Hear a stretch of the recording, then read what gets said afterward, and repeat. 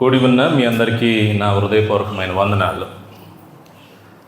సరే, నేను వ్యక్తిగతంగా సంతోషపడే విషయం ఏంటంటే, ఆంధ్రులు ఆరంభ సూరులే కానీ దాన్ని కొనసాగించరన్నట్లు మొత్తం మీద పోయిన సోమవారం ప్రారంభమైన ప్రార్థన దాన్ని సక్సెస్ఫుల్గా రాత్రి దాకా తీసుకొచ్చారు. మంచిది, మనం ప్రార్థన చేయటం, ప్రార్థన అలవాటు చేసుకోవటం మంచిది. అంతకుముందు వరకు అర్ధ గంటలో పావు గంటలు చేసేవాళ్ళు మీకు తెలియకుండానే ఎంతసేపు చేస్తున్నారు? గంటంబావు, గంటన్నర కూడా వెళ్తుంది ప్రార్థన. సో అంటే దేవుని సమయాన్ని మనం దేవునికి ఇస్తున్నాం. అర్థమవుతుందా? సో మంచిది ప్రార్థన చేయటం, అది మనకి చాలా ఆశీర్వాదకరం. ప్రార్థన చేయటం అనేది ఇతరుల కొరకు చేయటం ఇంకా మంచిది.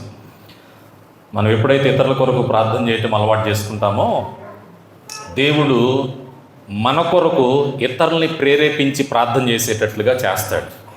సో మంచిది, దాన్ని కొనసాగించండి. బైబిల్ గ్రంథాల్లో ఉన్న వాళ్ళందరూ కూడా ఒకసారి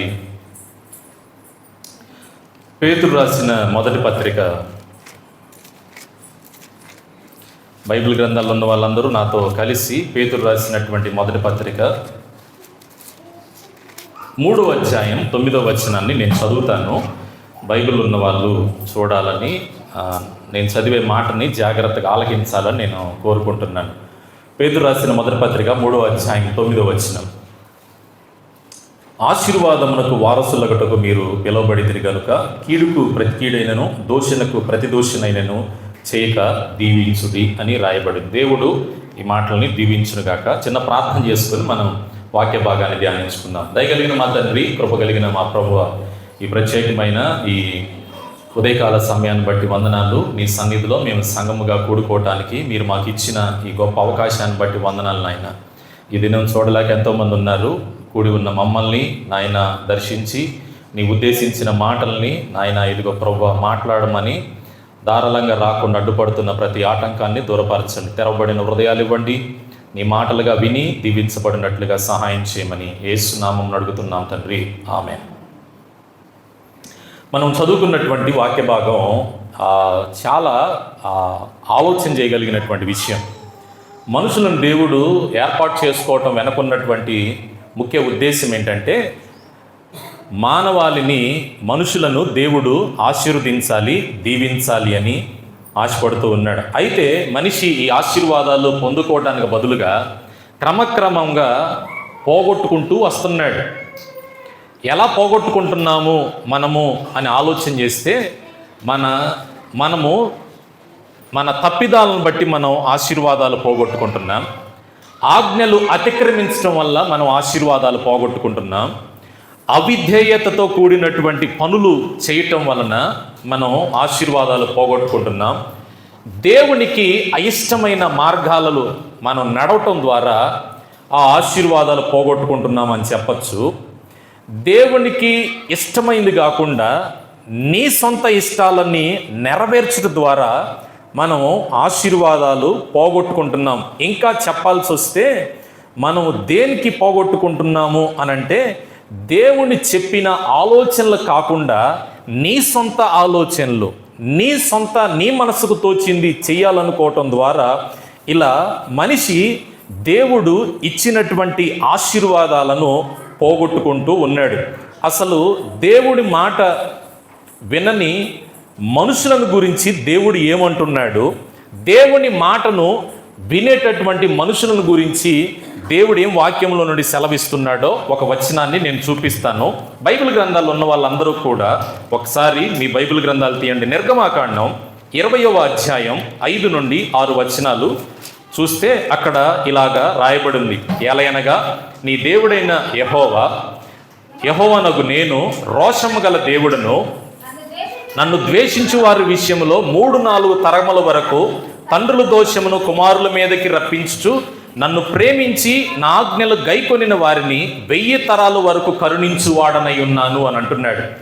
చాలా స్పష్టంగా దేవుడు మాట్లాడుతున్నటువంటి మాట ఏంటంటే, మనము ఆశీర్వాదాలు పొందుకోలేకపోవటానికి, లేకపోతే దేవుని మాటని ఒక వ్యక్తి వినకపోతే జరిగేటటువంటి నష్టం ఇక్కడ కనపడుతుంది. ఒక వ్యక్తి దేవుని మాటకు విధేయత చూపిస్తే కలిగేటటువంటి మేలు కూడా కనపడుతుంది. దేవుని మాట వినకపోతే 3-4 తరాల వరకు వారిని వారి పిల్లలనంట దేవుడు తండ్రుల దోషం కుమారుల మీదకి, కుమారుల దోషం వారి పిల్లల మీదకి వస్తుంది అని అంటున్నాడు. ఒకవేళ మనం దేవుని మాటకు విధేయత చూపించినట్లయితే దేవుడు ఏమంటున్నాడు తెలుసా? 1000 తరాల వరకు ఆశీర్వదిస్తాను అని అంటున్నాడు. దేవునికి స్తోత్రం కలుగును గాక. హల్లెలూయా. అందుకని మనం గుర్తుపెట్టుకోవాల్సిన విషయం ఏంటంటే, మనము యోగ్యముగా ఉంటే మన కుటుంబాలని దేవుడు యోగ్యంగా మారుస్తాడు. మనము అయోగ్యముగా ప్రవర్తించినట్లయితే మనము, మన పిల్లలు, వారి పిల్లల మీదకి దేవుడు చెప్పినటువంటి దోషమును మనము భరించక తప్పదు అని వాక్యం సెలవిస్తూ ఉంది. నేడు మనుషులు చిన్న చిన్న ఆశలకే, చిన్న చిన్న కోరికలకే, కన్నులకు కనపడుతున్నటువంటి ఆ రమ్యమైనటువంటి ఆకర్షణకి లోనైపోయి తమ తీర్మానాలని, తమ సమర్పణని పోగొట్టుకుంటున్నారు. తద్వారా తమ కుటుంబాలకి నష్టాలని కొని తెచ్చుకుంటున్నారని ఖచ్చితంగా చెప్పచ్చు. కొన్నిసార్లు ఇది చిన్నదే కదా, ఇది మనకేమీ హాని కలిగించదని అనుకుంటాం. కానీ అవే మన కుటుంబాలని, మన ఆత్మీయ జీవితాన్ని పాడు చేయటానికి అవకాశంగా ఉన్నాయి. అది కన్నులకు కనపడేది కావచ్చు, మనసుకు ప్రేరేపించేది కావచ్చు ఆ చిన్నది, లేకపోతే అది చిన్న మాట నోటి ద్వారా మాట్లాడేది కావచ్చు. ఇలా ఏమైనా ఉండొచ్చు. ఇవి నిన్నేం చేస్తున్నాయి అనంటే దేవునిలో నుండి లోకములోనికి తీసుకొని వెళ్తా ఉన్నాయి. లోకములో ఉన్నవి మనలోనికి ప్రవేశించేటట్లుగా చేస్తూ ఉన్నాయి. కాబట్టి ఇలా ఎప్పుడైతే మనం చిన్నది అని అనుకుంటున్నామో అదే రేపొద్దున మన జీవితాలలో ఏలుబడి చేసేటటువంటి ప్రమాదం ఉంది. దేవుని ఆశీర్వాదాలు కూడా పోగొట్టుకుంటున్నాం, నష్టపోతున్నాం. మన జీవితాలను మనం ప్రమాదంలో పడేసుకునేటటువంటి దారులు మనమే ఏర్పాటు చేసుకుంటున్నాం. ఇలాంటి వ్యక్తిని ఒకసారి మనం బైబిల్ గ్రంథంలో చూద్దాం. మీరు యెహోషువ గ్రంథం 7వ అధ్యాయాన్ని మనం గమనించినట్లయితే అక్కడ ఆకాను గురించి రాయబడ్డటువంటి అధ్యాయం. ఆకాను యెహోషువ సైన్యంలో ఒక సోల్జర్, ఒక యుద్ధ వీరుడు, సైనికుడు. అయితే దేవుడు ఆ ముందు అధ్యాయాలలో పలానా పట్టణం మీదకి మీరు వెళ్ళబోతున్నారు కాబట్టి యెహోషువకి దేవుడు కొన్ని సూచనలు ఇచ్చాడు. అక్కడ మీ కన్నులకు రమ్యంగా కనపడి ఉంటాయి, విలువైనవి ఉంటాయి, మీరు పట్టుకోవటానికి కూడా వీల్లేదు, దానిని మీరు తీసుకోవటానికి వీల్లేదు అని కొన్ని సూచనలు ఇచ్చాడు. అయితే హాయి మీదకి యుద్ధానికి వెళ్ళారు. ఆ రాత్రి యెహోషువ ప్రార్థన చేసుకుంటే నిశ్చయముగా నేను నీకు హాయి మీద విజయాన్ని ఇస్తానన్నాడు దేవుడు. వెంటనే దేవుడే మనకి విజయాన్ని ఇస్తానన్నప్పుడు మనకేమైంది అని అనుకొని యెహోషువ తన పనివారం అంతా కూడా హాయి పట్టణం మీదకి బయలుదేరి వెళ్ళిన తర్వాత కొంత సమయం అయిపోయిన తర్వాత యుద్ధం ప్రారంభమైంది. ఆ యుద్ధములో ఇశ్రాయేలు ప్రజలు క్రమక్రమముగా ఓడిపోతూ వస్తున్నారు. హాయి వారేమో విజయం పొందుకుంటా ఉన్నారు. ఒక దశలో ఇశ్రాయేలు సైనికులు ప్రాణభయంతో కొండల్లో కూడా పారిపోయారని వాక్యంలో రాయబడింది. ఆ 7వ 6వ అధ్యాయం ఆ ముందు వచనాలలో యెహోషువకి ఏమి అర్థం కాల. దేవుడు విజయాన్ని ఇస్తానంటే మాకు అపజయం ఎందుకు కలిగింది? దేవుడు మమ్మల్ని ఈ హాయి మీద గొప్ప విజయాన్ని ఇవ్వబోతున్నానని చెప్పిన తర్వాత మాకు ఎందుకు ఈ నష్టం కలిగిందని యెహోషువ చొక్కా దింపుకొని దేవుని సన్నిధిలో ఏడ్చి ప్రార్థన చేస్తున్నప్పుడు దేవుడు యెహోషువతో చాలా స్పష్టంగా సెలవిచ్చిన మాట ఏంటంటే, మీ జనుల్లో నుండి ఒకడు అవిధేయతతో కూడినటువంటి పని చేశాడు అని అన్నాడు. 7వ అధ్యాయం ప్రారంభంలో ఆ వ్యక్తి దగ్గరికి వెళ్ళి మీ సమాజాన్ని పరిశుద్ధపరచుకోని అంటాడు. 7వ అధ్యాయం మొదటి నుంచి మనం చదువుకుంటూ వెళ్తే అక్కడ మనకు కనపడేటటువంటి మాటలు అన్నమాట. చూడండి ఒకసారి 7వ అధ్యాయం మొదటి వచనాన్ని నేను చదువుతాను. అక్కడ రాయబడ్డటువంటి మాట ఏంటిదో, శపితమైన దాని విషయంలో ఇశ్రాయేలీలు తిరుగుబాటు చేసిరి అనేటటువంటి మాట మనకు కనపడుతుంది. ఎవరు శపితమైన దాని విషయంలో తిరుగుబాటు చేశారు? వాళ్ళ గోత్రాలు తీసుకొచ్చాడు. ఆ తర్వాత వారి కుటుంబాలు బయటకు వచ్చినాయి. ఆ కుటుంబంలో నుంచి ఎవరు ఈ అపజయానికి కారణము అని ఆలోచన చేస్తే వచ్చినటువంటి పేరు ఏంటంటే ఆకాన్ అనేటటువంటి పేరు. వెంటనే దేవుడు యెహోషువ ఆకాను విషయంలో యెహోషువ ప్రార్థన చేస్తే ఆకోరు లోయలోనికి వాళ్ళని తీసుకొని వెళ్ళి ఆకాను యొక్క తండ్రిని, తల్లిని, ఆకాను యొక్క కుమారుల్ని ఆ లోయలోకి తీసుకుని వెళ్ళి రాళ్లతో కొట్టి చంపమన్నట్లుగా మనం చూడగలుగుతాం. చిన్నదే. అక్కడ రాయబడ్డటువంటి మాట 7వ అధ్యాయంలో మనం గమనిస్తే చాలా స్పష్టంగా ఉన్న మాట ఏంటంటే, ఒక షీనారు వస్త్రం, 200 తులములు వెండి, 50 తులాలు ఎత్తు కలిగినటువంటి కొండలన్న 50 తులాలు ఎత్తు కలిగినటువంటి ఒక బంగారపు చిన్న ముక్క. 50 తులాలంటే ఎంత ఉంటుంది? రూపాయిని బిళ్ళల్ని పేర్చుకుంటా 50 రూపాయలుగా ఎత్తి పెట్టుకుంటే అది ఎంత ఉంటుంది? మహా అయితే ఎంత ఉంటుందేమో, అంతకంటే మించి ఉండదు. చిన్నవే. దీని ద్వారా అపజయం వచ్చుద్దా అని అనుకోలేదు, కానీ యుద్ధము నిజాయితీగా చేశాడు. కానీ దేవుని ఆజ్ఞను ఒక వ్యక్తి మీరటం ద్వారా ఆ రోజు అపజయం ఎదురైంది. కొన్ని పదుల సంఖ్యలో ప్రాణ నష్టం జరిగింది. అంత మాత్రమే కాకుండా ఓటమి పాలయ్యారు. కొన్నిసార్లు మన తీర్మానాలు, మన సమర్పణ సరిగా లేకపోతే మన కుటుంబాలకి మనం మిగిల్చేది శాపాలు మాత్రమే. ఆకాను చేసినటువంటి పనికి తండ్రి బలైపోయాడు. ఆకాను చేసినటువంటి పనికి తమ పిల్లలు బలైపోయారు. వాస్తవానికి తండ్రి తప్పు చేయలేదు, తమ పిల్లలు పొరపాటు చేయలేదు, ఆకాను మాత్రమే పొరపాటు చేశాడు. ఈరోజు తల్లి చేసేటటువంటి పనిని బట్టి పిల్లల మీదకి, వాళ్ళ తల్లిదండ్రుల మీదకి వచ్చే ప్రమాదం ఉంది. మగవాళ్ళు చేసేటటువంటి తప్పుడు పనులకి తమ పిల్లలు కూడా శపితమైనటువంటి శాపాలను అనుభవించేటటువంటి ప్రమాదం ఉందనే సంగతిని మనం గుర్తుపెట్టుకోవాలి. అయితే మనం యోగ్యముగా ప్రవర్తించాలి. ఇట్లాంటి విషయాలలో దేవుడు చెప్పిన మార్గాలలో మనం నడుచుకోవాలి. బైబిల్ గ్రంథం నుండి ఒక కుటుంబాన్ని చూద్దాం. దేవుని దృష్టికి ఎంత యోగ్యముగా నడుచుకొని ఆశీర్వదించబడ్డాడు అనే సంగతి. ఈ పూట ఆ వ్యక్తి ఎవరు అనంటే నోవాహును గురించి రాయబడ్డటువంటి మాట. ఎంత యోగ్యంగా ప్రవర్తించాడు, ఎంత విధేయుడిగా నడుచుకున్నాడు, దేవునికి ఎంత ఇష్టమైన రీతిలో తమ ప్రవర్తన కలిగి ఉందనేది నోవాహు జీవితంలో రాయబడ్డటువంటి అధ్యాయాలు ఆదికాండంలో 3 అధ్యాయాలు. కానీ అవి ఎంత విలువైనటువంటి అధ్యాయాలు. ఒక్కొక్క మాట చదువుతా ఉంటుంటే ఆ తరములో ఇలా జీవించడం నోవాహుకు మాత్రమే సాధ్యమైందని అనిపించుద్ది. నేను మొన్నంతా కూడా ఈ అధ్యాయాన్ని ధ్యానిస్తూ ఉన్నప్పుడు చాలా విషయాలు పరిశుద్ధాత్మ దేవుడు బయలుపరిచాడు. చూద్దాం, నోవాహు గురించి మనం ఈ పూట ధ్యానించుకుందాం. నోవాహుని దేవుడు ఆశీర్వదించినటువంటి విధానం ఏంటి అని ఆలోచన చేస్తే ఒక 7 విషయాలు మనకి కనపడతాయి. ఈ పూట ఒక 3 విషయాలు ఈ వారం చెప్పుకుందాం. ఆ తర్వాత వచ్చే వారం మరొక 4 విషయాలు మనం చాలా జాగ్రత్తగా ధ్యానిద్దాం. చూడండి, బైబిల్ గ్రంథాల్లో ఉన్న వాళ్ళందరూ కూడా నోవాహుని దేవుడు ఆశీర్వదించడానికి కొన్ని కారణాలు, తన ప్రవర్తన ఏమైందో 6వ అధ్యాయం 8వ వచనం నేను చదువుతున్నాను. అయితే నోవాహు యెహోవా దృష్టికి కృప పొందిన వాడాయను అని ఉంటుంది. 9వ అధ్యాయం 1వ వచనాన్ని చూడండి. మరియు దేవుడు నోవాహును అతని కుమారులను ఆశీర్వదించి, మీరు ఫలించి అభివృద్ధి పొంది భూమిని నింపుడి.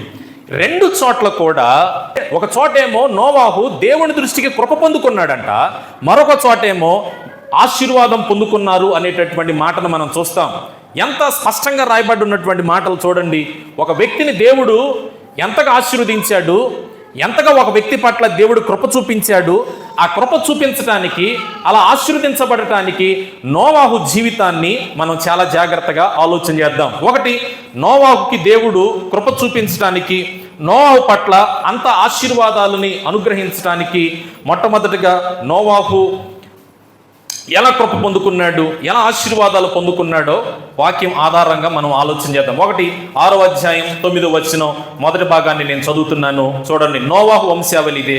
నోవాహు నీతిమంతుడు అనే మాట మనకు కనపడుతుంది. దేవునికి స్తోత్రం కలుగును గాక.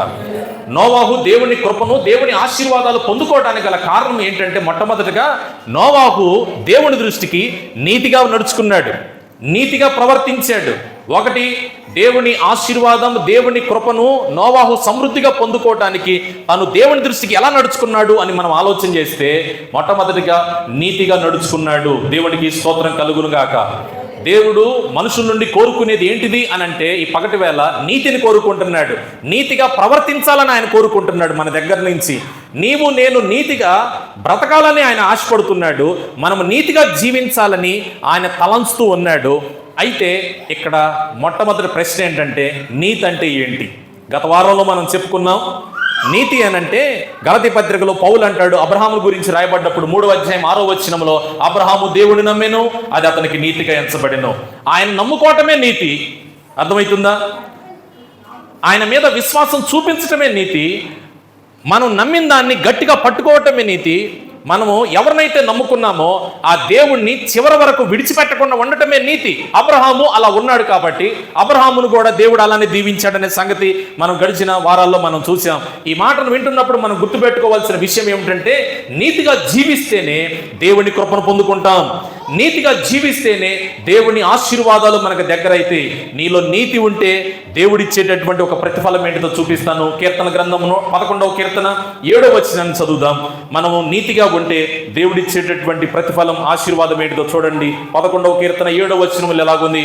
యెహోవా నీతిమంతుడు, ఆయన నీతిని ప్రేమించున్నాడు. అలాగనే దానికి సపోర్ట్గా ఇంకొక వాక్యం కూడా చదువుకుందాం.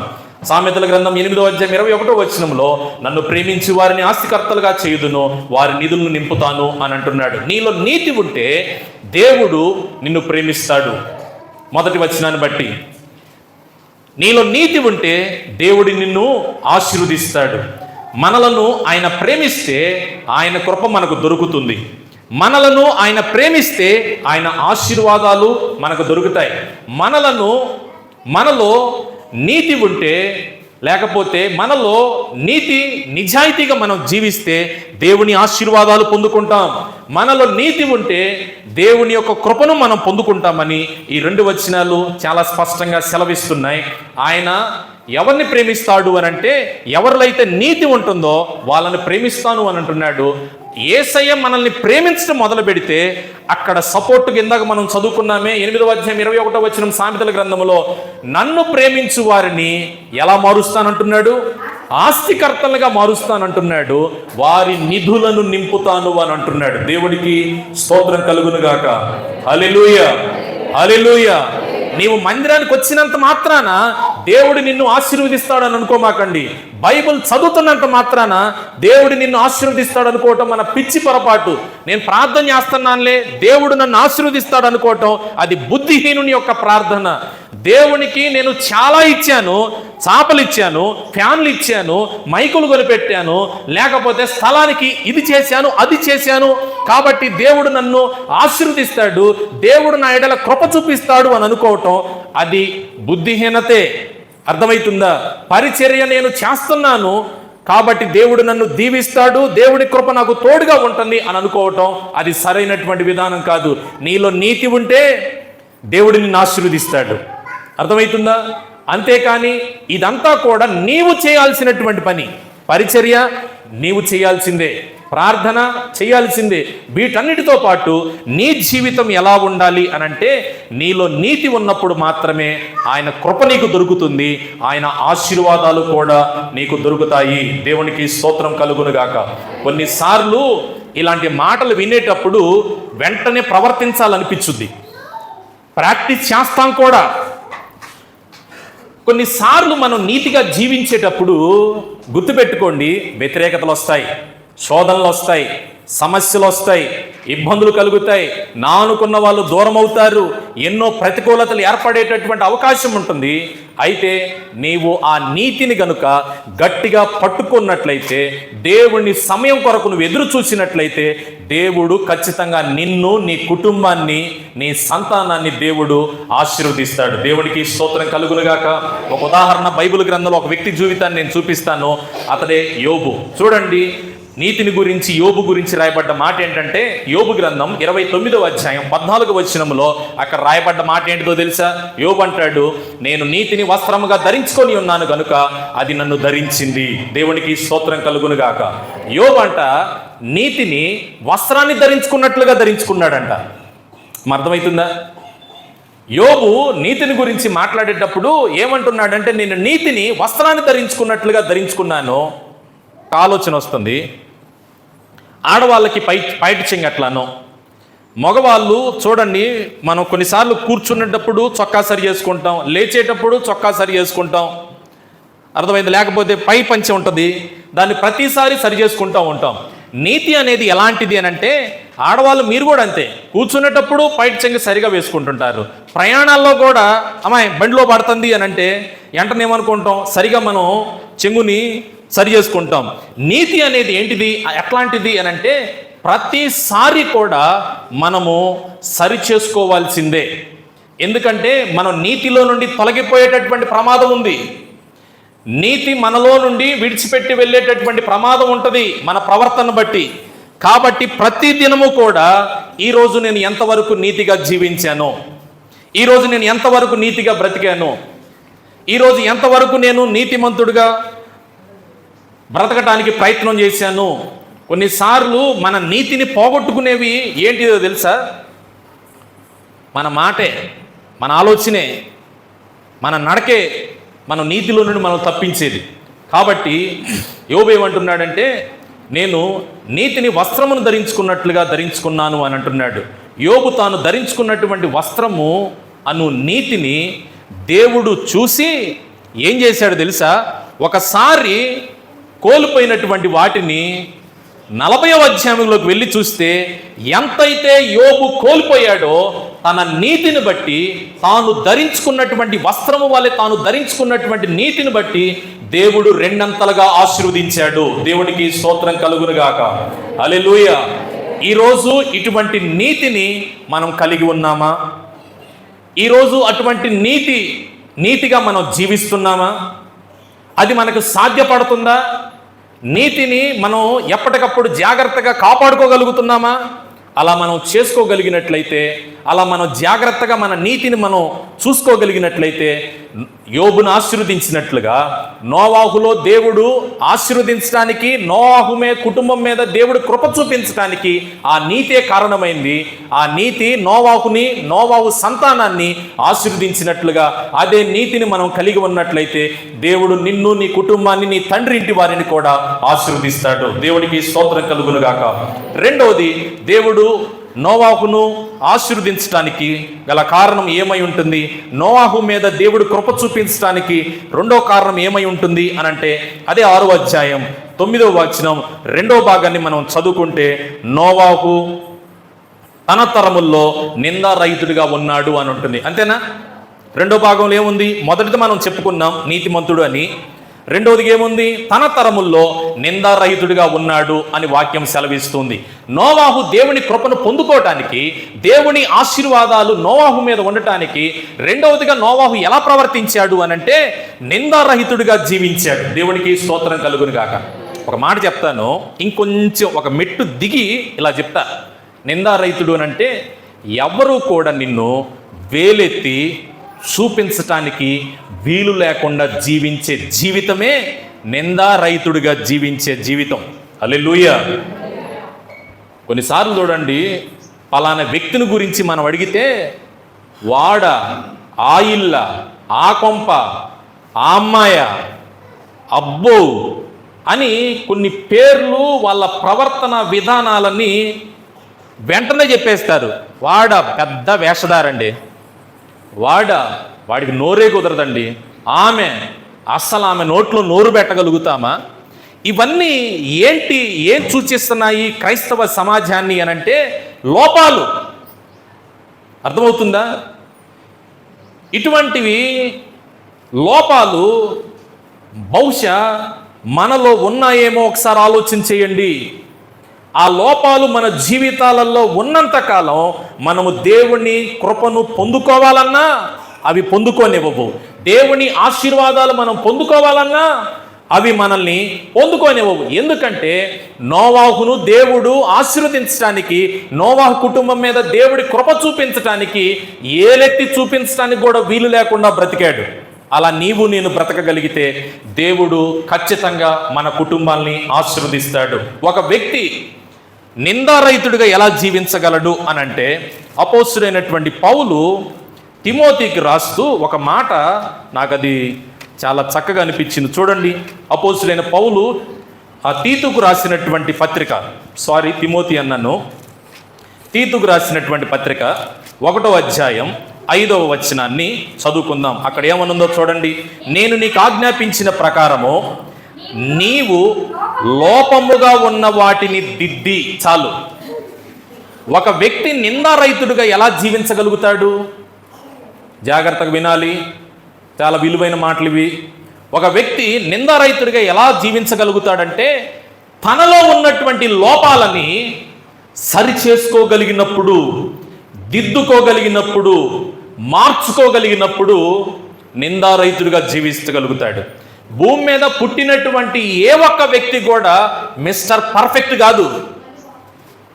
ఎవ్వడూ కూడా భూమి మీద పుట్టి తల్లి గర్భం ద్వారా బయటకు వచ్చినటువంటి ఎవ్వరూ కూడా తోపులు ఎవరూ కాదు. ప్రతి వ్యక్తిలో లోపాలు ఉంటాయి. కొన్నిసార్లు ఆ లోపాలు ఎప్పుడు సరిచేయబడతాయి తెలుసా?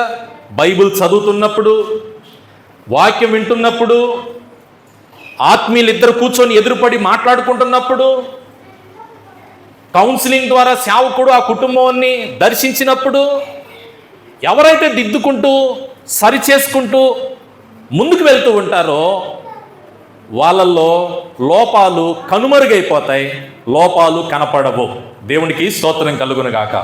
ఒకవేళ సంఘములో ఎవరైనా నీ దగ్గరకు వచ్చి, అన్న నువ్వెందుకో కొద్ది రోజులుగా నిన్ను గమనిస్తూ ఉన్నాను, అనాలోచితంగా నువ్వు చర్చిలో వాక్యం చెబుతూ ఉంటుంటే అనాలోచితంగా కూర్చుంటున్నట్టుగా గమనించాను, అలా ఉండద్దు అని చెప్తే మనం వెంటనే సరి చేసుకోవటం మంచిది. ఎవరైనా వచ్చి మీ దగ్గరికి పాస్టర్ గారు వాక్యం చెప్తా ఉంటే కొంతకాలంగా మిమ్మల్ని గమనిస్తున్నాం, బైబిల్ చదువుతున్నారు, అది సరైన క్రమం కాదు అని చెప్తే సరి చేసుకోవటం, దిద్దుకోవటం అది మనకు ఆశీర్వాదకరం. ఇంకొకళ్ళు వచ్చి కొద్ది రోజులుగా గమనిస్తున్నాను, వాక్యం స్టార్ట్ అవ్వగానే మీరు గోడ కానుకొని నిద్రపోతున్నారు, నిద్ర వచ్చినప్పుడు వెళ్ళి మొహం కడుక్కోండి అని చెప్తే అలా చెప్పిన దాన్ని వెంటనే కొట్టి సరి చేసుకోవటం అది మనకే మంచిది. మన అవిధేయతను బట్టి, మన కోపాన్ని బట్టి, మనం నడుచుకునేటటువంటి విధానాలను బట్టి, ఇలా ఏ ఏ విషయాల్లో అయితే మనలో లోపాలను గురించి ఎదుటి వ్యక్తి మాట్లాడుతున్నప్పుడు మనము నిజముగా సరి చేసుకొని తగ్గించుకొని దిద్దుకుంటామో ఆ వ్యక్తి లోపము లేనివాడుగా ఒక దినం తయారవుతాడు. లోపము లేనటువంటి అతని జీవితాన్ని దేవుడు ఒక దినాన్న ఆశీర్వదిస్తాడు. దేవునికి స్తోత్రం కలుగును గాక. హల్లెలూయా. నోవాహు నిందారహితుడిగా జీవించడానికి నోవాహు కాలం ఎలా ఉందో చెప్పనా? ఒక మాట నేను బైబిల్ గ్రంథంలో నుంచి చూద్దాం. నోవాహు అంత నిందారహితుడిగా జీవించడానికి నోవాహు కాలం ఆ రోజుల్లో ఎలా ఉంది అని అంటే, లూకాసు వార్త 17:27 నోవాహు ఓడలోనికి వెళ్ళిన దినము వరకు జనులు తినుచు త్రాగుచూ సుఖించుచూ ఉన్నారు అని ఉంది. 6 ఆదికాండం 11 నుండి 12 మనం చదువుకుంటే, భూలోకము దేవుని సన్నిధి చెడిపోయి ఉండెను, భూలోకము బలాత్కారముతో నిండి ఉండెను, దేవుడు భూలోకమును చూచినప్పుడు అది చెడిపోయి ఉండెను, భూమి మీద సమస్త చెరువులు తమ మార్గమును చెరిపివేసుకున్నారు అని ఉంది. 2 వాక్య భాగాలలో నోవాహు కాలములో ఏదైనా బాగుంది అని చెప్పటానికి ఏమైనా ఒక మాట ఉంది అక్కడ? ఏమండి మగవాళ్ళు మీరు చెప్పండి, బైబిల్ చూసి చెప్పండి. క్రాంతి, నోవాహు కాలంలో అబ్బా ఈ విషయంలో వీళ్ళు బాగున్నారు అని చెప్పటానికి ఒక్క మాట లేదు. యేసు ప్రభు ఏమో లూకాసు వార్తలో తినుచు త్రాగుతూ ఉన్నారని అన్నాడు. పరలోకంలో నుంచి దేవుడు భూలోకాన్ని చూసినప్పుడు పూర్తిగా చెడిపోయింది, బలాత్కారాలు జరుగుతూ ఉన్నాయి, మార్గాలు చెడిపివేసుకుంటా ఉన్నారు, మంచోళ్ళు చెడుగా జీవించడానికి ఇష్టపడుతున్నారు, చెడ్డోడు ఇంకెక్కువగా చెడిపోవటానికి అవకాశంగా ఉంది. పూర్తిగా దేవుడు పరలోకంలో నుంచి భూమిని చూసినప్పుడు మాట అన్న మాట ఏంటంటే చెడిపోయింది. అర్థమైందా? ఈ మాటకి నేను ఇంతకంటే ఇంకెక్కువ వివరణ ఇవ్వాల్సిన అవసరం లేదనుకుంటున్నాను. చెడిపోయింది భూమి అని అంటే, ఒక్కసారి ఇంటికి వెళ్ళిన తర్వాత అప్పుడప్పుడు కొందరు వ్యక్తుల్ని మనం ఎంత ఈజీగా అంటామంటే వాళ్ళ క్యారెక్టర్ని బట్టి అది చెడిపోయి బతికిందిరా అని అంటాం. అర్థమవుతుందా? సో మీకు తెలుసు, ఇంకంతకంటే నేను ఈ విషయాన్ని ఎక్కువగా మాట్లాడాలి అని అనుకోవట్లేదు. భూమి మీద ఉన్న మనుషులందరూ చెడిపోయారు, పాపంలో జీవిస్తున్నారు. ఆ రోజుల్లో బలాత్కారాలు జరుగుతూ ఉన్నాయి, తాగుతున్నారు, తిరుగుతున్నారు, సుఖిస్తూ ఉన్నారు, విచ్చలవిడిగా తమ జీవితాలని ప్రవర్తిస్తూ ఉన్నారు. నోవాహు దినాలు ఎలా ఉన్నాయి అంటే, ఆ రోజుల్లో నోవాహు జీవితం ఇలా ఉంటే పరిశుద్ధతకి, నోవాహు కాకుండా తన కుటుంబం కాకుండా మిగిలిన వాళ్ళందరూ కూడా చెడు బ్రతుకుతూ ఉన్నారు. నేను ఇక్కడ ఒక మాట చెప్పాలనుకుంటున్నాను. మంచి వాళ్ళ మధ్యలో మంచిగా బ్రతకటం పెద్ద విశేషం ఏమి లేదు. ఏం కృష్ణ, అవునా కదా? మంచి వాళ్ళ మధ్యలో మంచిగా బ్రతకటం అది పెద్ద సవాల్ ఏముంది? చెడి బ్రతుకుతున్న వాళ్ళ మధ్యలో, బలాత్కారాలు జరుగుతున్న వారి మధ్యలో, పాపము జరుగుతున్న వారి మధ్యలో నీతిగా బ్రతకటమే ఆలోచించదగ్గ విషయం. దేవునికి స్తోత్రం కలుగునుగాక. మనమేమనుకుంటున్నామంటే లోపం లేకుండా బ్రతికాడు అని అంటే అబ్బో అని అనుకుంటున్నాం. సరిగ్గా నోవహు కాలం ఎలాగైతే ఉందో నేటి దినాలు కూడా అలానే ఉన్నాయి. చట్టాల ద్వారా మనుషులకి ఎంత ఒత్తిడి కలిగిస్తా ఉన్నా మానభంగాలు ఆగుతున్నాయా? రేపులు ఆగుతున్నాయా? చిన్నపిల్లల మీద అత్యాచారాలు ఆగుతున్నాయా? కొట్టుకోటాలు ఆగుతున్నాయా? నరుక్కోటాలు, చంపుకోటాలు ఆగుతున్నాయా?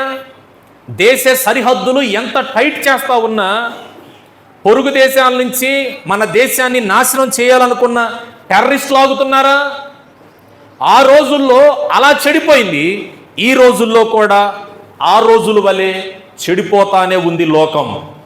ఇలాంటి చెడిపోతున్నటువంటి లోకంలో మనం ఎలా జీవించాలి అనంటే, ఇలా చెడిపోతున్నటువంటి సమాజంలో మనం ఎలా బ్రతకాలి అనంటే, నోవాహు నిందారహితుడిగా బ్రతికినట్లు మనము కూడా నిందారహితుడిగానే జీవించాలి. దేవునికి స్తోత్రం కలుగునుగాక. హల్లెలూయా, హల్లెలూయా. నోవాహు మీద దేవుడు ఆశీర్వాదాన్ని కుమ్మరించాడు. నోవాహు మీద దేవుడు కృపని కుమ్మరించాడు. గల రెండవ కారణము ఏంటి అనంటే, నిందారహితుడిగా జీవిస్తున్నాడు. నోవాహు నీతిని, పరిశుద్ధతను కాపాడుకున్నాడు పాపుల యొక్క సమాజంలో ఉండి. మనమైతే ఈరోజు ఏం జరుగుతుందో చెప్పనా? పరిశుద్ధ జనాంగంగా దేవుడు మనల్ని చేసుకుంటే, పరిశుద్ధమైనటువంటి వ్యక్తులుగా ప్రభు మనల్ని మార్చుకుంటే, మనము పాపుల్లాగా తయారవుతున్నాం. బాప్టిజం తీసుకున్న తర్వాత నుంచి, బాప్టిజం తీసుకోక ముందు కాస్తో కూస్తో అలవాటుల్ని అన్ని విడిచిపెట్టి బాగానే బ్రతుకుతారు. వన్స్ బాప్టిజం తీసుకున్న తర్వాత లోకంతో స్నేహం వద్దురా బాబు, మీరు చెయ్యొద్దు, మరలా లోకం మిమ్మల్ని లాక్కొని పోద్ది వెనక్కి, ఆ ఆలోచనలు మిమ్మల్ని వెనక్కి లాగేస్తాయి, అవి మిమ్మల్ని బలవంతంగా నెట్టేస్తే లాగేసుకుంటుంది, అది జిగటగల దొంగ ఊపి పోను అది మనల్ని ముంచేసుద్ది, అలాంటి వ్యక్తులతో సవాసం చేయొద్దు అని అంటే, మనము నా గురించి నాకు తెలుసు పాస్టర్ గారు, నేను చాలా స్ట్రిక్ట్గా ఉంటాను అని అంటాం. ఇప్పుడు నువ్వు స్ట్రిక్ట్గానే ఉంటావు, పోను ఎలా మార్చబడతావో తెలుసా? ఎవడో ఒక ఫ్రెండ్ వచ్చి,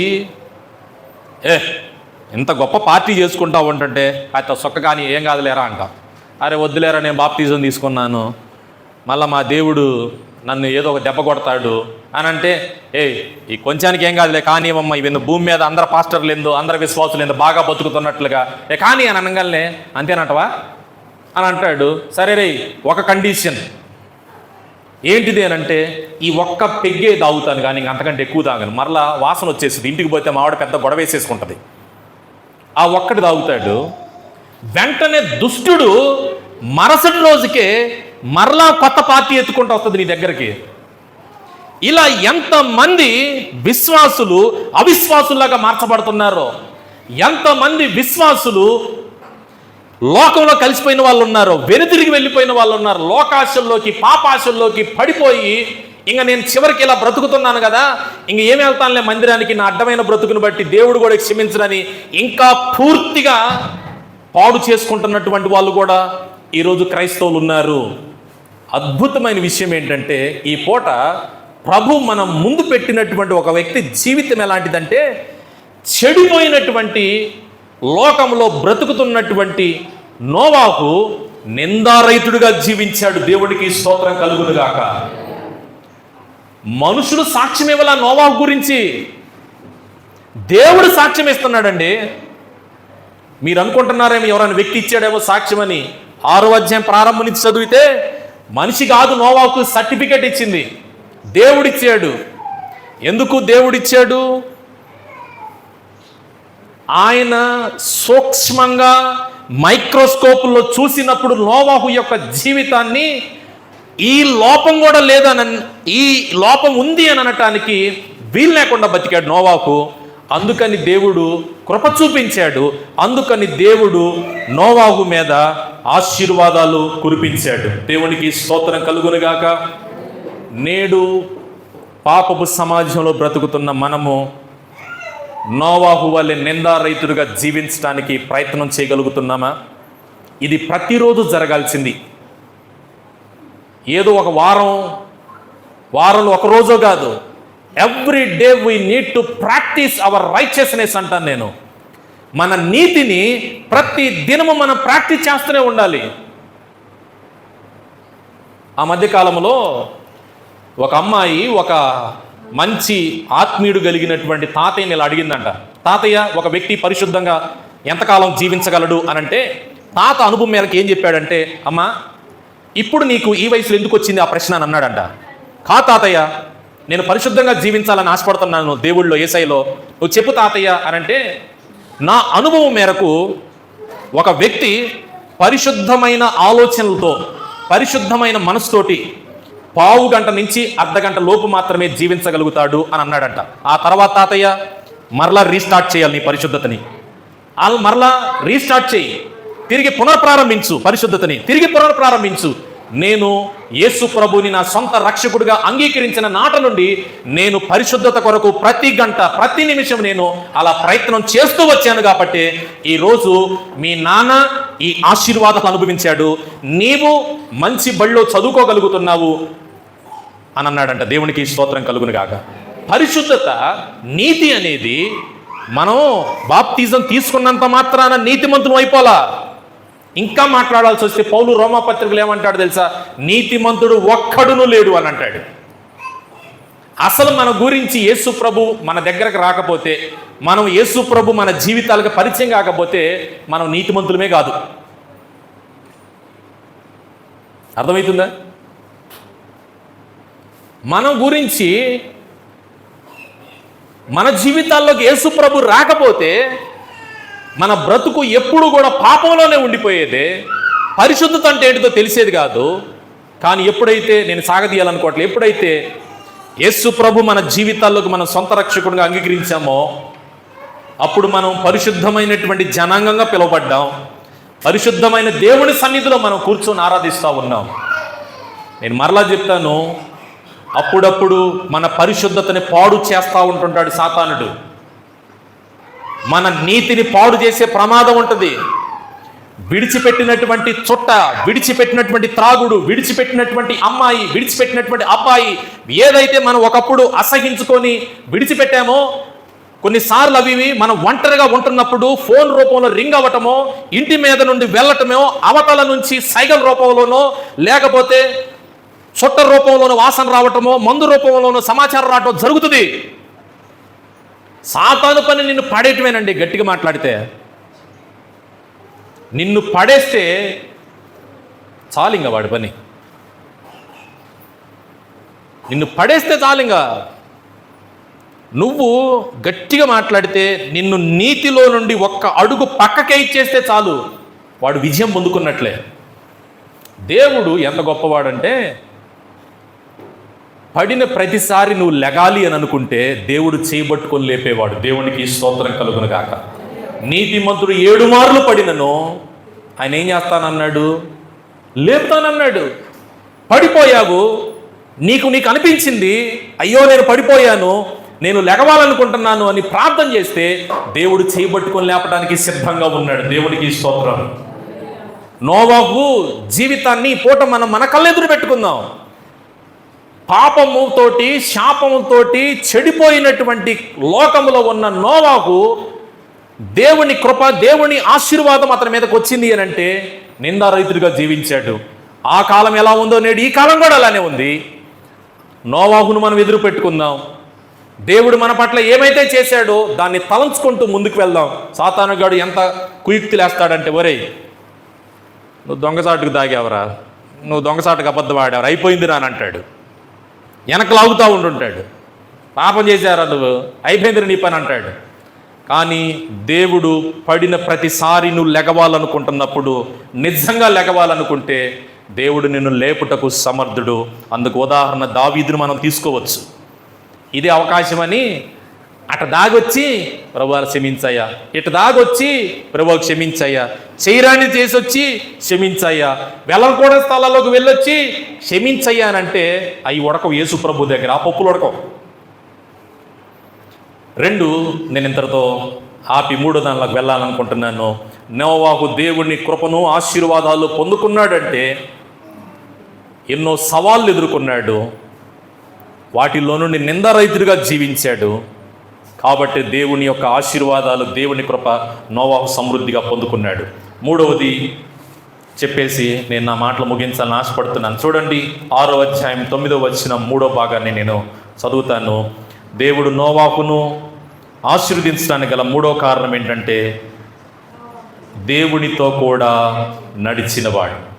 హీ వాక్ విత్ గాడ్. దేవునితో నడిచాడు. ఎంత అద్భుతమైన మాట. మూడవదిగా నోవాహు దేవుని కృపను ఆశీర్వాదాలు పొందుకోవడానికి గల 3వ కారణం దేవునితో కూడా నోవాహు నడిచాడు. మనము ఆశీర్వదించబడాలి అని ఈ పగటి వేళ కూర్చున్నట్లయితే, దీవించబడాలి దేవుని కృప ద్వారా అని అనుకుంటే దేవునితో నడవటం ప్రారంభించండి, దేవునితో అడుగులు వేయటం ప్రారంభించండి. ఇది ఎట్లా? వాక్యం ఎలాగైతే చెప్తుందో అలా ప్రవర్తించటమే దేవునితో నడవటం. నాకు ఎప్పటికీ ఆశ్చర్యం అనిపించే విషయం ఏంటంటే, మన ఎదుట ఇంత పెద్ద పరిశుద్ధ గ్రంథాన్ని పెట్టుకొని మనకి ఈ రోజు కూడా నడవటం చేత కాదు. నడవటానికి ఇష్టపడం, ఇష్టమైన రోజు నడుస్తాం, ఆపదొచ్చినప్పుడు దీనిలాగా నడవాలనుకుంటాం, ఇబ్బంది కలిగినప్పుడు సేవకుడు చెప్పిన ప్రతి మాటకి తల ఉంచుకొని జీవించాలనుకుంటాం. అన్నీ బాగుంటే అస్సలు దీన్ని మనం అట్ట ఇసిరేసి డ్యాన్సులు వేస్తూ ఉంటుంటాం. ఆ మధ్యకాలంలో ఒక పెళ్లి చేయడానికి, పెళ్లిలో ప్రసంగం చేయడానికి వెళ్ళాను నేను. పాస్టర్గా చేసి తన తమ్ముడు వరస అయ్యేటటువంటి వ్యక్తి ముందు డ్యాన్స్లు వేస్తూ ఉన్నాడు. గుండె పగిలిపోయింది. నేను ఆ తర్వాత అక్కడ ఉన్న వాళ్ళని అడిగాను, నేను వీడికేం పోయే కాలం వచ్చిందిరా బాబు అని. వీడికేం పోయే కాలం వచ్చిందంటే, ఈ అబ్బాయికి ఏమన్నా చిప్పు దొబ్బిందా అని అనుకున్నాను నేను. సినిమా పాటలు సహజంగా పెళ్ళిళ్ళంటే అబ్బాయిని అమ్మాయిని ఊరేగించుకొని తీసుకొస్తారు కదా, మనం అదొక సంస్కృతి ఉంది కదా. అది తప్ప రైట్ అని నేను దాని గురించి మాట్లాడాలనుకోవట్లా. కానీ బైబిల్ కాలేజీలో ఒక 3 సంవత్సరాలు చదువుకొని కొద్ది కాలం దేవుని వాక్యాన్ని బోధించి ఈ వ్యక్తి ఏం చేస్తున్నాడు తెలుసా? డ్యాన్సులు వేస్తూ ఉన్నాడు. అవ్వా, ఆ ఊర్లో వాళ్ళు మమ్మల్ని అడిగితే మేమేం చెప్పాలరా బాబు అని అనిపించింది. అట్లాంటి కోతి వేషాలు వెయ్యటం సరైనటువంటి విషయం కాదు. దేవునితో నడవటము అని అంటే పౌలు ఇచ్చినటువంటి ఒక మాటను నేను చెప్పాలని ఆశపడుతున్నాను. తీయండి, బైబిల్ గ్రంథాల్లో ఉన్న వాళ్ళందరూ కూడా పౌలు కొరింథీ సంఘానికి ఒక ఆలోచన లేకపోతే ఒక మాట మాట్లాడాడు. చూడండి, 11వ అధ్యాయం కొరింథీలకు రాసినటువంటి మొదటి పత్రిక 1వ వచనం. నేను క్రీస్తును పోలి నడుచుకున్న ప్రకారం మీరు నన్ను పోలి నడుచుకోండి అని అన్నాడు.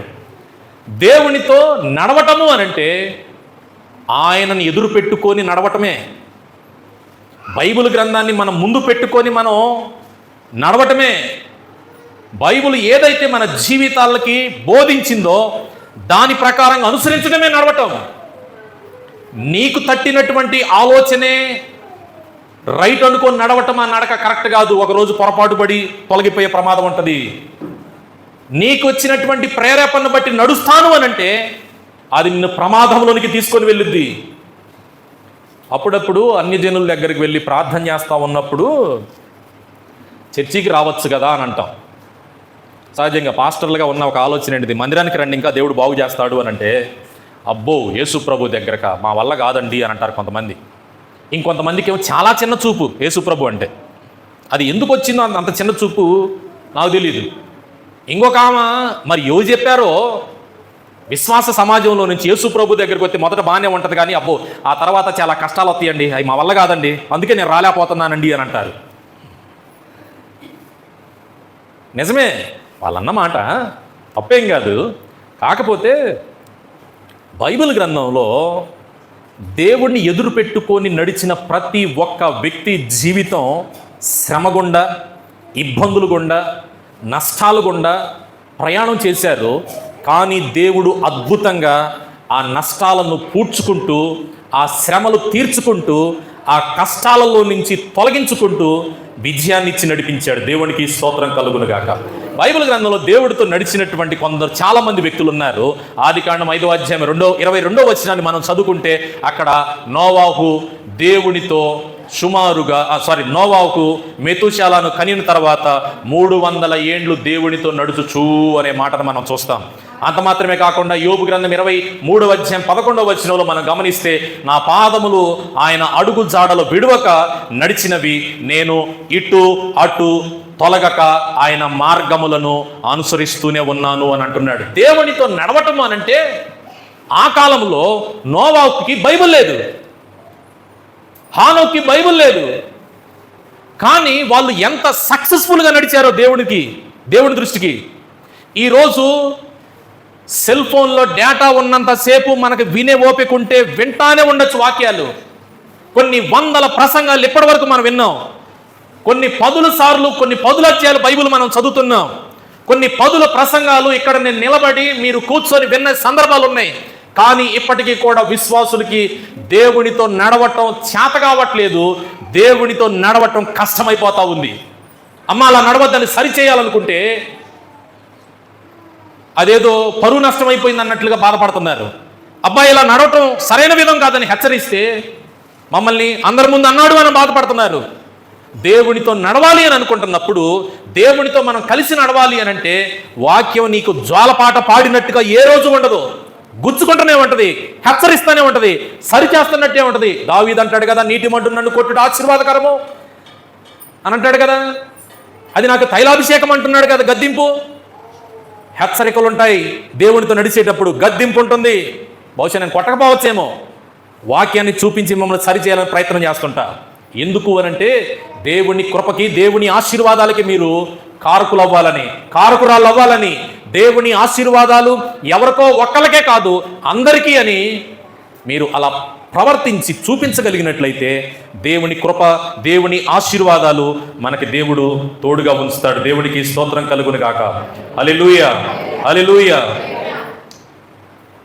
కొంచెం వ్యక్తిగతంగా నేను ఈ మధ్యకాలంలో సంఘంలో డీప్గా దగ్గరగా వెళ్తున్నప్పుడు కొందరు ఆత్మీయులు నడిచేటటువంటి నడక నాకు భలే ఆసక్తి, ఆశ్చర్యం అనిపించింది కూడా. కొందరు నడుస్తున్నటువంటి విధానం, బాప్తిజం తీసుకొని భర్త ఏం చెబుతాడంటే, నా భార్య నా మాట వినదండి అని. భార్య ఏం చెప్పుద్దంటే భర్త గురించి, అసలు కుటుంబాన్ని పట్టించుకోడండి. అదేమంటే ప్రార్థన చేయవే, దేవుడిస్తాడు, ప్రార్థన చేసుకో, దేవుడు పంపిస్తాడు. పిల్లల ఫీజులు అంటే ప్రార్థన చేసుకోండి, దేవుడిస్తాడు అని కొందరు నడిచే విధానం నాకు భలే ఆశ్చర్యం అనిపించింది. కొందరికి ఈ భక్తిలో ముదిరిపోయిన భక్తులు ఎలా ప్రవర్తిస్తారంటే, కుటుంబ బాధ్యతలు కొన్ని పట్టో, పిల్లల బాధ్యతలు పట్టో, ఫీజులంటే పట్టో. అదేమంటే ఫీజులు కట్టాల్సి వచ్చిద్దేమోనని ఈ కొంతకాలంగా ప్రభుత్వాలు కొంచెం పాఠశాలను మెరుగుపరిచిన తర్వాత అందరూ కూడా గవర్నమెంట్ స్కూల్లో పడేయటం, హాస్టల్లో పడేయటం. ఇంకా వీళ్ళందరేమో, ఆమెమో బ్యాగ్ పట్టుకొని ఇడుబరిగెత్తుద్ది, ఈయనేమో బైబిల్ పట్టుకొని ఇడుబరిగెత్తుతూ ఉంటాడు. తప్పు కాదు, నేను తప్పనట్లు అలా ప్రవర్తించటం. యాజ్ ఏ హస్బెండ్, భర్తగా నీ ధర్మమును నిర్వర్తించు. ఒక భార్యగా ఒక భర్తకి నువ్వు నీ ధర్మాన్ని నువ్వు జరిగించాల్సిందే. భర్త పనేంటి? కష్టపడి సంపాదించి ఇంటిలోకి ఇవ్వాలి. భార్య పనేంటి? ఉదయాన్నే లేచి ఇల్లు ఉడుచుకొని పనికి వెళ్ళేటటువంటి భర్తకి అన్నం కూరలు అందించి పిల్లల క్యారేజీలు కట్టి ఆ తర్వాత నీవు కాస్త విశ్రాంతి తీసుకో, తప్పేం కాదే. కానీ భక్తిలో ముదిరిపోయిన భార్యలు, ఇక పాస్టర్ గారు ఈరోజు ప్రత్యేకమైన ప్రార్థన కూడిక అన్నారు అనంటే ఇక బట్టదాలకి ఇంట్లో బాధ్యత. ఇంకా కొంచెం డీప్గా మాట్లాడాల్సి వస్తే, ఈ భక్తిలో ముదిరిపోయినటువంటి వాళ్ళకి పురుషుడు తమ ధర్మం ఏంటిదో ఎరగట్లా, భార్య తన ధర్మం ఏంటిదో నిర్వర్తించట్లా. నువ్వు బాప్తిజం తీసుకున్నంత మాత్రాన భార్యాభర్తల యొక్క కలయిక అది అపవిత్రం అనుకో మాకు. నేను ఎదుర్కొన్న ఈ మధ్యకాలంలో ఒక సమస్య అది. మేము చాలా కాలంగా దూరంగా ఉంటున్నాము, దేవుడు మాకేం చేయట్లేదని అన్నాడు ఒక మహాప్రబుద్ధుడు. నాకు నవ్వొచ్చింది, కానీ దానికి నేను ఎంత వివరంగా జవాబు చెప్పగలుగుతానా అనే ప్రశ్న కూడా నేను వేసుకోగలిగాను. ఎందుకంటే నా వయసు అలాంటిది కాబట్టి, నాకంటే పెద్ద ఆయన, నేను ఎక్కువగా దాని గురించి దూరంగా వెళ్ళాలనుకోలేదు ఆ టైంలో. కానీ సందర్భం వచ్చింది కాబట్టి చెప్తున్న విషయం, భార్య భర్తల్ని ఎప్పటికీ కూడా అపవిత్రంగా భావించద్దు. అది పవిత్రమైన అంటుంది వాక్యం. భార్యను నిర్లక్ష్య పెట్టడం దేవునితో నడిచినట్టు కాదు, కుటుంబాన్ని నిర్లక్ష్య పెట్టడం దేవునితో నడిచినట్లు కాదు, పిల్లలకి అందాల్సింది అందించకుండా ఉండటం దేవునితో నడిచినట్లు కాదు. నీకేదో పెద్ద మాతో పాటు బ్యాగులు వేసుకుని వచ్చేస్తే ప్రతిసారి పరిచర్లో ఉంటే అబ్బో పలానా వ్యక్తి గొప్పగా పరిచర్య చేస్తున్నాడని బహుశా మేమంటామేమో. దేవుని దృష్టిలో నీలో ఒక లోపం కనపడుతూనే ఉంది. ఎందుకంటే మీ భార్య మీ పిల్లలకి నీవు తక్కువ చేస్తున్నావు కాబట్టే. సామెతల గ్రంథంలో సొలొమోను ఒక మాట అంటాడు, ఏమని చెప్పనా, నీతిమంతుడు తన పిల్లల కొరకు ఆస్తిని సమకూరుస్తాడంట. గుడ్డి భక్తులకి నేను ఒకటే చెప్తున్నాను, పదాకల ప్రార్థన అని పనికి పోకుండా, ఇంట్లో పని చేయకుండా ఆ భక్తులకి నేను ఒకటే చెప్పేది, దేవునితో నడవటము అనంటే సోమవారం నుండి శనివారం దాకా నీ పని చేసుకో. ఆదివారం పూట మందిరానికి రా. ఒకవేళ సాయంత్రం పూట ఎక్కడైనా వీధి సువార్త, సాయంత్రం పూట ఏదైనా ప్రార్థన ఉందంటే ఆ ప్రార్థనలు ఏకీభవించు. ఒకవేళ పనికెళ్ళి వచ్చిన తర్వాత సోమవారం నుండి సాయంత్రం దాకా సాయంత్రం పూటలు ఎక్కువ ప్రార్థనలు పెట్టుకుంటున్నాం కాబట్టి, అయ్యా మనం పలానా చోటకు వెళ్దాము అని అంటే అలాగా పరిచర్కి సహకరించు. ఈరోజు సాయంత్రం ప్రార్థన ఉంది కదా, బాగా జరగాలని పని ఉండి కూడా పనికి పోకుండా ఉంటాం. చేయటానికి చేతికొచ్చిన పనిని కూడా నెట్టివేసుకొని దేవుని మీద రేపొద్దున నువ్వు ఒక నింద వేసేవాడిగా తయారవుతావు. నీ భార్య నడిపించిన వాడు అవుతావు, నీ భర్త నడిపించిన వాడు అవుతావు, నీ పిల్లలకి ఆస్తిని సమకూర్చకుండా దరిద్రులుగా చేసేవాళ్ళం అవుతాం మనం. నేను ఎక్కడ గృహదర్శనాలకు వెళ్ళినా నేను చెప్పే ఒకే ఒక్క మాట ఏంటిదో చెప్పనా, కష్టపడండి, పని చెయ్యండి. పిల్లల కొరకు నీతిమంతుడు ఆస్తిని సమకూరుస్తాడు. ఆస్తిని సమకూర్చండి. నువ్వు ఎలాగైనా చావంటావు. ఒక్కొక్క చోట అయితే ఇంకా బాగా దగ్గరగా ఉంటే నువ్వు ఎట్టే చావాయా? నీ పిల్లలను నెత్తి మీద అప్పు వేసి పెట్టిపోవటం క్రమం కాదు. మీరు తినకపోయినా తర్వాత తరం ఆశీర్వాదకరంగా ఉండాలి. అది నీతిమంతుడి యొక్క పని. అంతేగాని పని రోజుల్లో పని చేయకుండా, పని అందుబాటులో ఉన్న రోజుల్లో పనికి పోకుండా ముదిరిపోయిన భక్తులకి అది క్రమం కాదు. అది దేవుడితో నడిచినట్లు కానే కాదు. అది కానే కాదు. నోవాహు జీవితాన్ని మనం గమనిస్తే బాధ్యతను విస్మరించలా, కుటుంబాన్ని నిర్లక్ష్య పెట్టలా, భార్య నిర్లక్ష్య పెట్టలేదు, పిల్లల్ని నిర్లక్ష్య పెట్టలేదు. తన చేతి పనులు చేసుకుంటూనే కుటుంబాన్ని కట్టుకోగలిగాడు. పిల్లలు కంటూనే తన ధర్మాన్ని నిర్వర్తించుకుంటూ వెళ్ళాడు. తర్వాత ఈ విషయం మీద మీరు ఇంకొంచెం లోతుగా ఆ అధ్యాయాలు చదువుకుంటూ వెళ్ళండి. దేవుడు ఇంకొన్ని మంచి ఆలోచనలు దేవుడిస్తాడు. మూడవదిగా దేవుడు నోవాహుని, అతని కుటుంబాన్ని ఆశీర్వదించాడు అని అంటే మూడవదిగా నోవాహులో మనకు కనపడేది దేవునితో నడిచాడు. 3 విషయాలు చెప్పాను. ఒక వ్యక్తిని దేవుడు ఆశీర్వదించాలంటే, ఒక వ్యక్తి మీద దేవుని కృప చూపించాలి అని అంటే, ఒకటి ఏంటిది, ఏం చెప్పుకున్నాం? ఆ వచనం చదివినా చాలు మీకు. దేవుని అసలు మీరు ఎందుకు రాసుకోవట్లేదు? మీరు వచ్చే వారం పుస్తకాలు తెచ్చుకోండి, పెన్ను తెచ్చుకోండి. నీతిమంతుడు, నిందారహితుడు, దేవునితో నడిచినవాడు. కాస్త రాసుకొని సబ్ పాయింట్లుగా వాక్యాలు చెబుతా ఉంటాడు. ఏ సందర్భానికి ఆ పాయింట్లు చెప్పాడు అని రాసుకోవటం నేర్చుకోండి. ఓవర్గా బైబిల్ సంకల పెట్టుకొని వచ్చి ఇంకా విని ఈ మధ్యకాలంలో ఎటు యూట్యూబ్లో పెడతాను, ఇంకా చూసుకుంటే సరిపోదు. అది క్రమం కాదు అంటాను నేను. ఒక 10 రూపాయలు ఎంత బొక్కు కొనుక్కోండి, ఒక 5 రూపాయలు పెన్ను కొనుక్కోండి, బాల్ పెన్ను 2 తెచ్చుకోండి. అయ్యేమన్నా 10 కిలోలు ఉండే ఏం కాదు. కొండలన్నా ఏం 10 కిలోలు ఉంటాయా? మహా అయితే 100 గ్రాములు కూడా ఉండదు. అది దేవుని కోసం ఆ మాత్రం బరువు మోయచ్చు. అది పెద్ద తప్పేం కాదు. బ్యాగ్లో చూడండి చెత్తంతా ఉంటుంది, ఇంత అసలే ఉండవు. ఏరంలోలు ఉంటుంది బ్యాగులో, పాన్స్ పౌడర్ ఉంటుంది బ్యాగులో, ఇంకేమో ఉంటాయి. ఎండబడి వస్తున్నాను కాబట్టి ఎండకి సన్స్ మనకు పెద్ద ఇది తెలియదులే, అవి ఎండ తగలకుండా ఏదో రిఫ్లెక్షన్కి ఏదో పూసుకుంటుంటారు, మళ్ళీ దానికి ఒక మాస్క్ పెట్టుకుంటారు, రకరకాలు ఉంటాయి బ్యాగుల్లో, ఉండాల్సింది మాత్రం ఉండదు. కొంతమంది నవ్వుతున్నారంటే మీరు చేస్తున్నట్టు ఆ పని. రైట్. నోవాహు కుటుంబాన్ని దేవుడు ఆశీర్వదించడానికి గల కారణం: 1, నోవాహు నీతిమంతుడు; 2, నోవాహు ఎలాంటి వాడు? నిందారహితుడు; 3, నోవాహు దేవునితో నడిచినవాడు. ఈ పూటకి, ఈ వారానికి ఈ 3 విషయాలు మనసులో పెట్టుకుందాం. దేవుడు నోవాహుతో మన జీవితాన్ని పోల్చుకుందాం. మనం ఆశీర్వదించబడాలి అనంటే నీతిగా ఉండాల్సిందే. మనం ఆశీర్వదించబడాలి అనంటే నిందారహితుడిగా జీవించాల్సిందే. మనం ఆశీర్వదించబడాలి అనంటే దేవునితో నడవాల్సిందే. దేవుని కృప, దేవుని ఆశీర్వాదాలు నోవాహుకు తోడై ఉన్నాయి. కారణం, నీతిగా నడుచుకున్నాడు, నిందారహితుడిగా జీవించాడు, దేవునితో కూడా నడిచాడు. ఎంతకాలం నడిచాడంటే చనిపోయేంత వరకు నడిచాడు. అలా నీవు నేను నీతిగా, నిందారహితుడిగా దేవునితో కూడా నడిచినట్లయితే దేవుని కృప, దేవుని ఆశీర్వాదాలు సమృద్ధిగా మన ఇంటి మీద, మన పిల్లల మీద ఉంటాయి. దేవుడు అట్టి కృప మనకు అనుగ్రహించునుగాక. ఆమేన్. ప్రార్థన చేసుకుందాం. దయచేసి అందరం మోకరించి కళ్ళు మూసుకున్నట్లయితే.